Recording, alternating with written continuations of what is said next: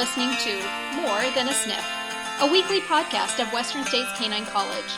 I'm Joe, owner and principal trainer here with my colleagues Chris, Michelle, and Shannon. Today, we are going to talk about living with an alpha, or what is alpha, and what does it mean behaviorally, and what does it mean as it relates to training.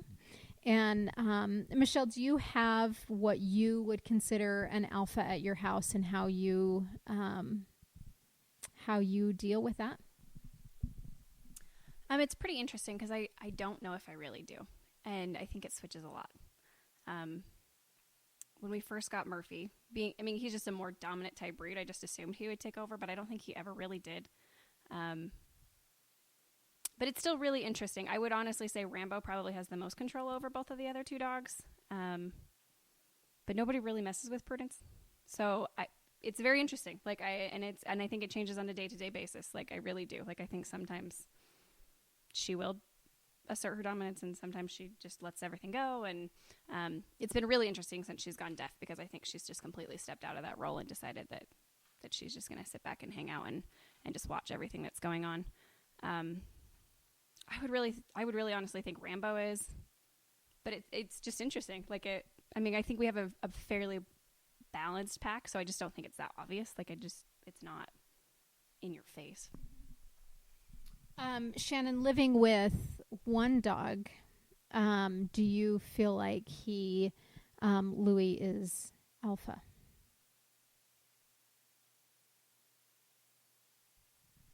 I don't think he is, because when we had our other dog, Boston was more alpha than Louis, even though Boston wasn't what I would consider an alpha dog. Mm-hmm. So it really kind of depends on the mix of what the other dogs are that they're with a lot of the time, because they just try to figure out where they fit into the pack, and that sometimes they can be the alpha and sometimes they won't, depending on which dogs take charge or whatever. Yeah, and I think that's something that is so fascinating in general when we hear this alpha. My dog's an alpha, and I chuckle because I consider all of us pretty alpha women, but not in every scenario. We don't need to be. And so sometimes it's just nice not to be the alpha, right? Sometimes it's nice to sit back and be passive and who really cares, and other times you kind of have to take that role. And so, you guys are right by saying it depends. It depends on who they're with, the environment, the situation. I would say, in general, in Michelle's pack, that Michelle's the alpha, because they all are confident and they all get into a groove, but nobody really claims that position. Even when they're at my house, nobody really challenges anybody, So Louis, he just kind of, if putting him in this household, in this scenario, he would rather not cause confrontation, because then it's really stressful for him. So, but if he was put in a situation where he was the most alpha, he would take on that role. In our pack, our oldest shepherd is definitely the alpha, and I would say he's probably pretty close to being the alpha of the entire family. And he's solid at it, and he is a very soft, caring, nurturing alpha. And that's what a true alpha should be, is they don't have to be on top all the time. Kind of like us. We don't have to be in charge all the time. We don't have to be that person all the time, but when we need to, we are. And so you don't want to squash personality. And so as we talk about alpha, I think that it's more of an environmental thing, not necessarily a personality trait. Does that make sense? So Shannon, describe that as if when you're out hiking and seeing the dogs, and who's in control and who's what. Have you heard people say, "Oh, my dog's just alpha"? I think people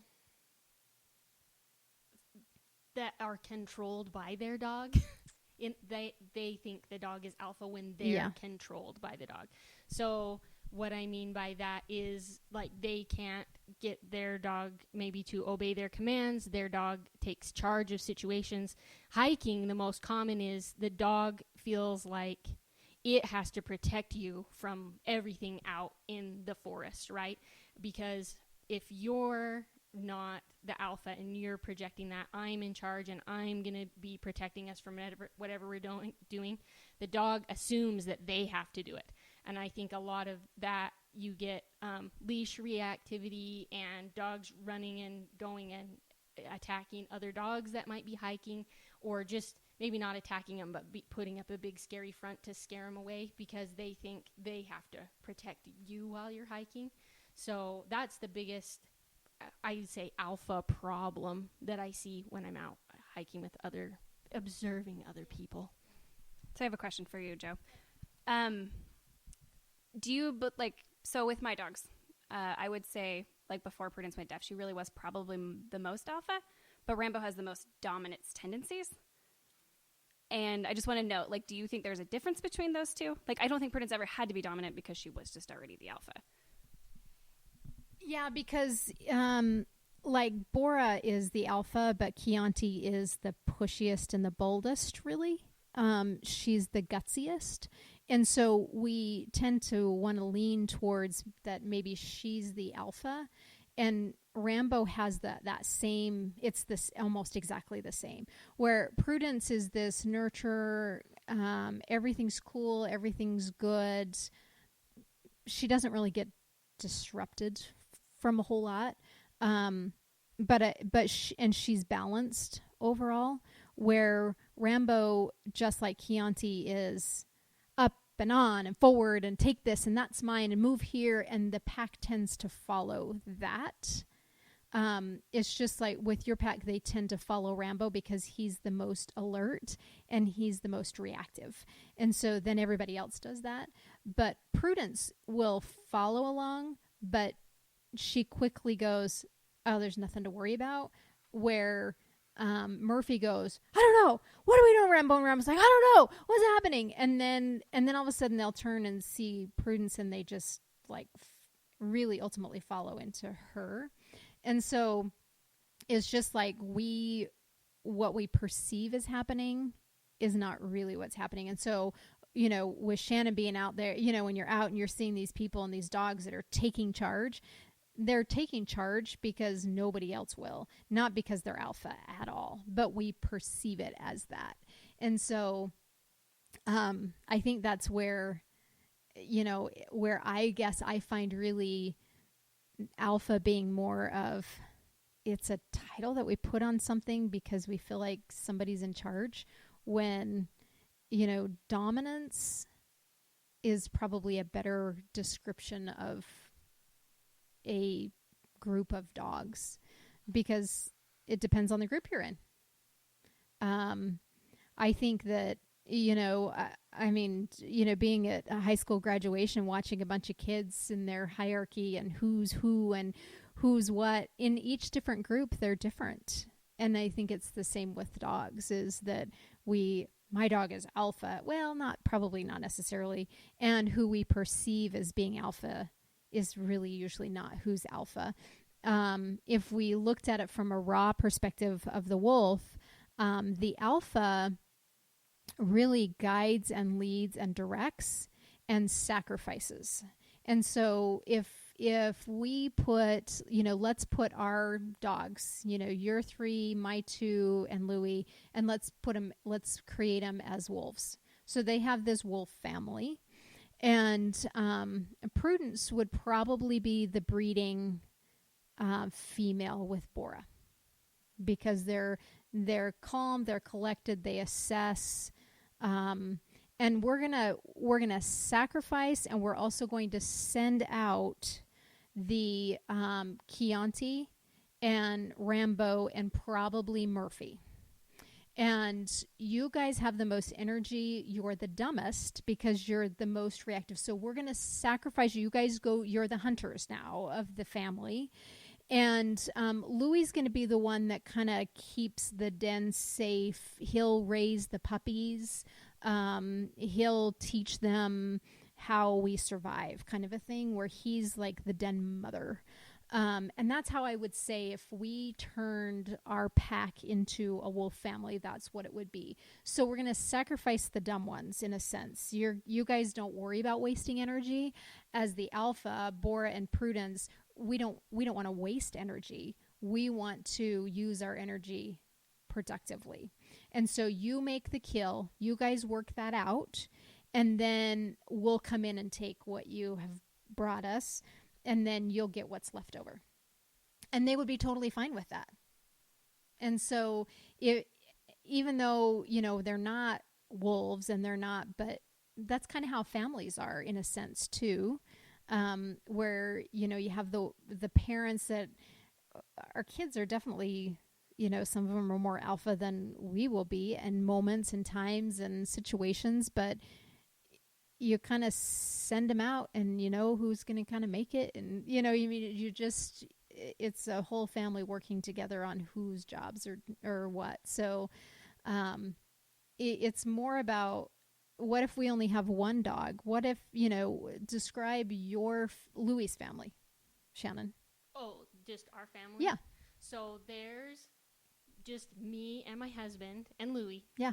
Pretty much. And then my sisters live down the street, so they come occasionally. Uh-huh. So I think he considers them part of his core family. Yep. Yep. They'll come over and take care of him if I'm out of town, or he'll go stay at their house, and sure. So he's comfortable with them. He doesn't get as stressed, whereas if he comes and stays with you is extremely stressful for him, because it's not like his family. Right. So he's the den mother. Yeah, he's he happier just loves being to stay at home. Yeah. Well, he likes to go and do things for about an hour. Right. And then and that's probably maybe just because he's a Frenchie too, because they sure. don't have super ton of energy. Right. But he likes to go and he wants to be with you. But then after about an hour, he's like, "Oh, that was really exciting, and now let's go home and have a nap." Right. Right. Yep. And he just loves to be at home. Yeah. He's most comfortable there.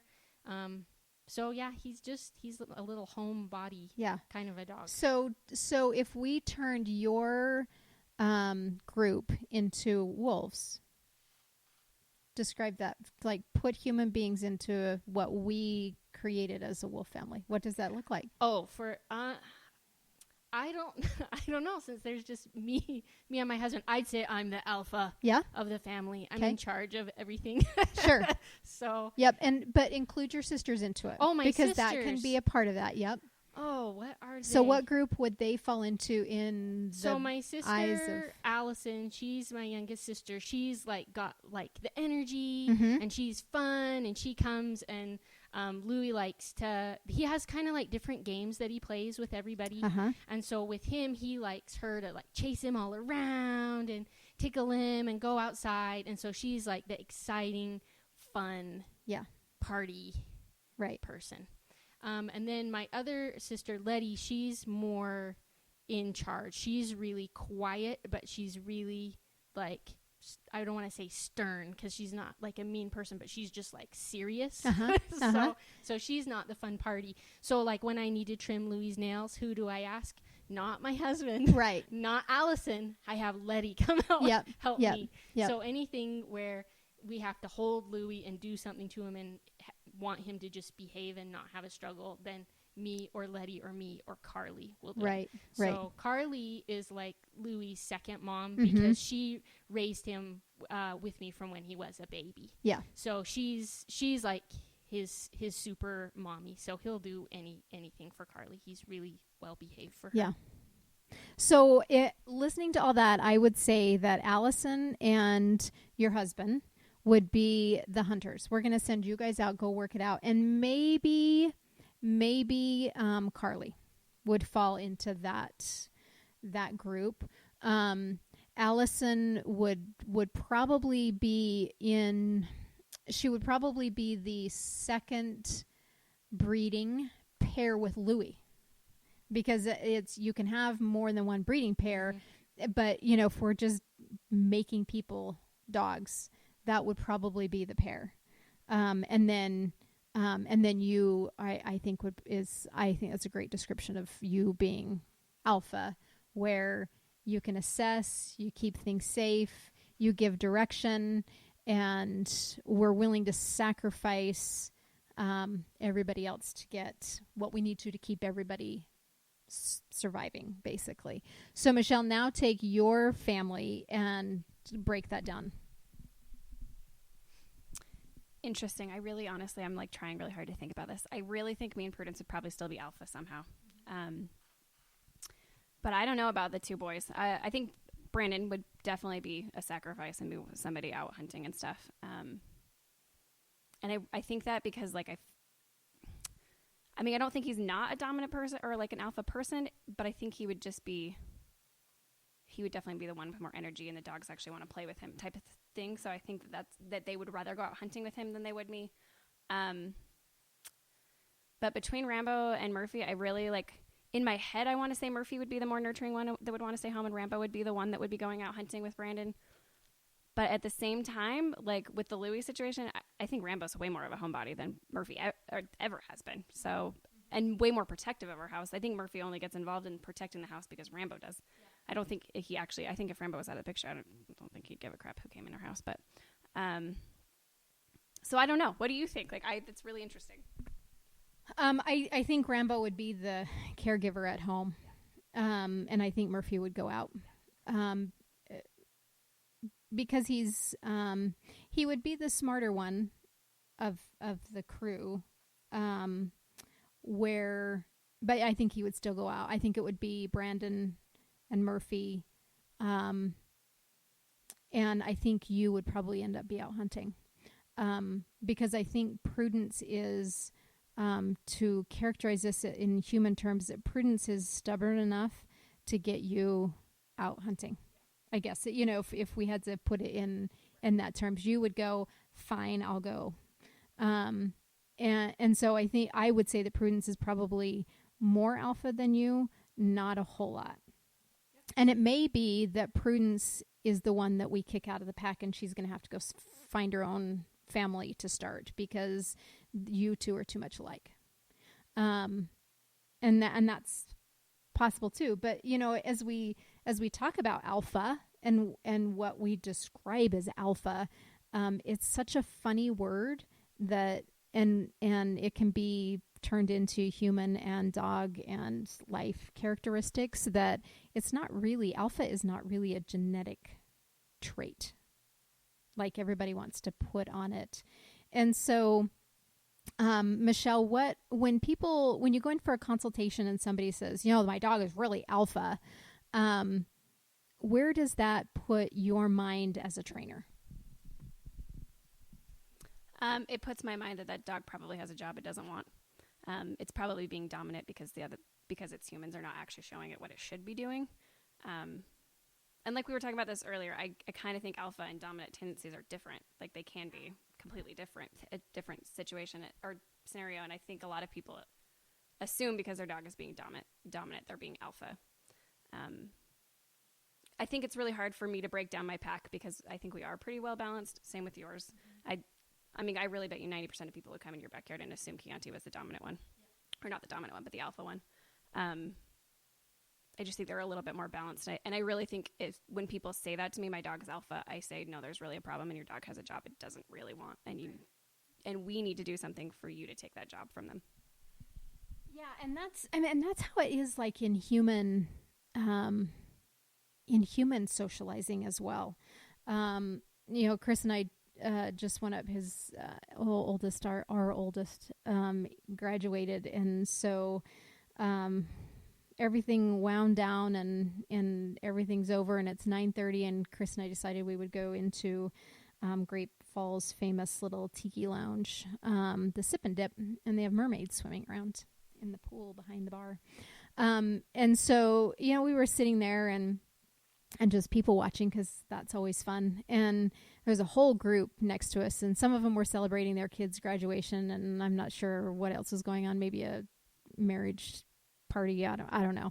Anyway, there was this one girl that, man, she was loud and obnoxious, and if you had to put that whole group into dogs, people would characterize hers as being alpha, and she would be the one that I would sacrifice, as a dominant person sitting there going, oh, you can shut up now, right?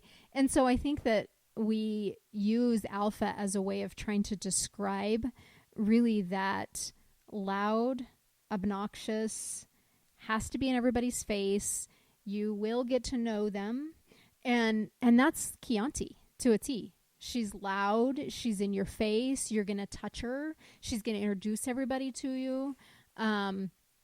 And people would describe that as alpha, and really it's not. It's not alpha. So I think in different scenarios, you're going to have a different person in charge that sits back, makes sure everybody's having a good time, make sure everybody's behaving well. Whose keys are you going to take? That really is the alpha of that group of people of that moment. And it's the same with dogs.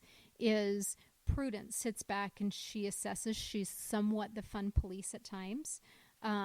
She sits back and kind of creates this calmness.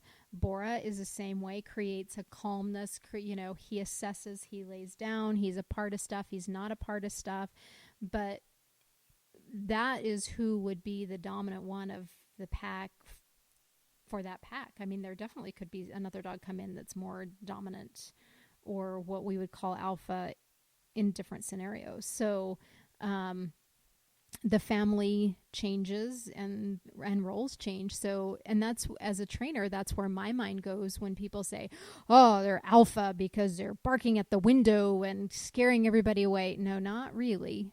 And so I think it's important for everybody to sit back and really think about, is your dog dominant in this scenario? Is your dog really an alpha? Most dogs are not really alpha as we characterize it. And you're right. It's usually a job that they don't really want, but nobody else is doing, and nobody has instructed them differently. So somebody has to do it. Somebody has to play that role. Somebody has to play the role of protecting us out when we're hiking, because you're failing your dog. And so the dog takes over in a negative way because it's a job that they don't really want. And then we perceive it as being alpha. Michelle, do you have anything to add to that? Not really. I was just thinking about my dogs again. I think if anybody came into my house just by that description, they would think that Rambo was the dominant one, because he is like the loud, pushier one, like when it comes to meeting people. But he's way too unstable to ever be the alpha. Way too unstable. Like, that would not even make sense. Like, but can you imagine if you gave him that role? Oh, no. He had that role. That's why we called you. Right. And it was a nightmare. He's still not completely stable. That's for sure. He's definitely a little off the rails sometimes. So I can't imagine if. Nope. I just like to emphasize that I think that the number one thing that Michelle said was that the dog has a job that it doesn't want. Mm-hmm. And you have to really pay attention to what jobs that you give your dog, whether they're conscious or unconscious, because a lot of the problems that we deal with as trainers have arisen from the fact that the dog either doesn't know what their job is supposed to be, or has been given a job subconsciously from the human that it doesn't want to take the role. Its mental capacity isn't fit to do that kind of, the way that they're wired. Yep. So just to try and be conscious of inadvertently giving your dog jobs that they don't want, and consciously give them jobs that they can do.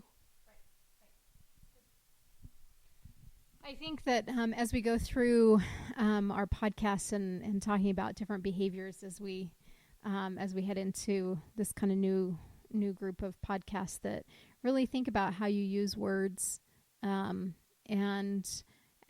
what it really means, and are you reading them correctly? And I think that's where it comes in, and having a dog trainer come in and help you from the get-go. That who cares if we want to describe it as alpha or dominance, who cares what their personality traits are, as long as they're guided correctly. They're going to be great, and so will you. So keep on training and think about who's alpha and who's dominant. Thank you for listening.